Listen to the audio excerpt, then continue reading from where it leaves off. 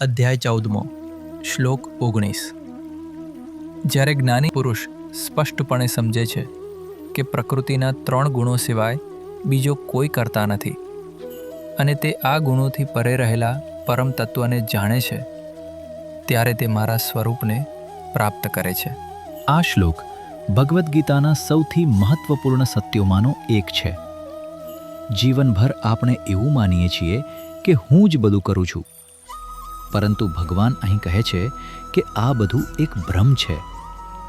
ભગવાન શ્રી કૃષ્ણ અહીં એક અત્યંત રસપ્રદ અને આધ્યાત્મિક જીવનને સંપૂર્ણ રીતે બદલી નાખે એવો સિદ્ધાંત સમજાવે છે। તેઓ કહે છે, જ્યારે દ્રષ્ટા જુએ છે, હવે પ્રશ્ન એ છે કે દ્રષ્ટા શું જુએ છે? દ્રષ્ટા એ જુએ છે કે આંતરિક અને બાહ્ય જગતમાં જે કંઈ પ્રવૃત્તિઓ થઈ રહી છે તે બધાનું કારણ માત્ર પ્રકૃતિના 3 ગુણો જ છે। સાચો કર્તા આત્મા નથી, કર્તા તો ગુણો છે। આપણે સમજવું જોઈએ કે આત્મા સદાય સ્વતંત્ર છે, સદાય શુદ્ધ છે અને ક્યારેય કોઈ કર્મથી બંધાતો નથી, પરંતુ અજ્ઞાનને કારણે આપણે પોતાને ગુણો સાથે ભેળવી દીધા છે।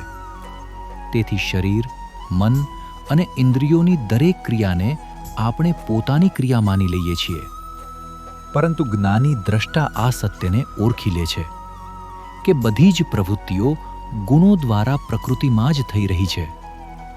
આત્મા તેમાં કરતા નથી। તે સમજી જાય છે કે તે પોતાના મનમાં પડતું પ્રતિબિંબ નથી, પરંતુ તે ચૈતન્ય છે જેના કારણે મનમાં પ્રતિબિંબ દેખાય છે। તેથી તે મનથી પણ પરે છે અને ગુણોથી પણ પરે છે। જે વ્યક્તિ આ સત્યને અનુભવે છે તે જીવનની તમામ મર્યાદાઓમાંથી મુક્ત થઈ જાય છે। દુઃખના આંસુ, નિરાશાના નિસાસા અને બંધનના શૃંખલાઓ તેના માટે સદાકાળ માટે સમાપ્ત થઈ જાય છે।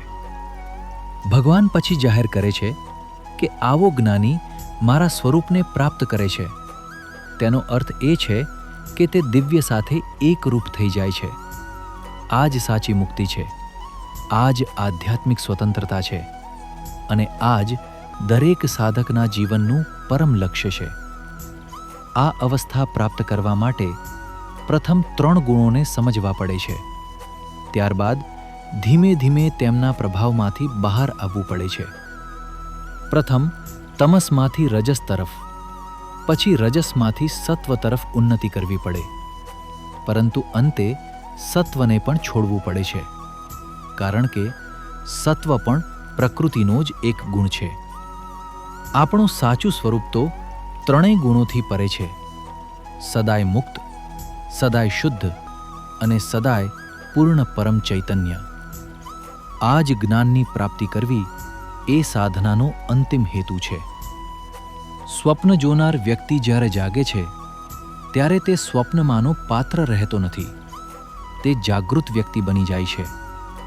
એ જ રીતે જ્યારે ચૈતન્ય પ્રકૃતિ સાથે તાદાત્મ્ય કરે છે ત્યારે તે વ્યક્તિ તરીકે અનુભવાય છે, પરંતુ જ્યારે તે શરીર મનના અધ્યાસમાંથી મુક્ત થાય છે ત્યારે તે ફરી પોતાના મૂળ સ્વરૂપને ઓળખે છે અને પોતે જ પરમ ચૈતન્ય તરીકે પ્રગટ થાય છે। આ જ અર્થ છે મારા સ્વરૂપને પ્રાપ્ત કરે છે।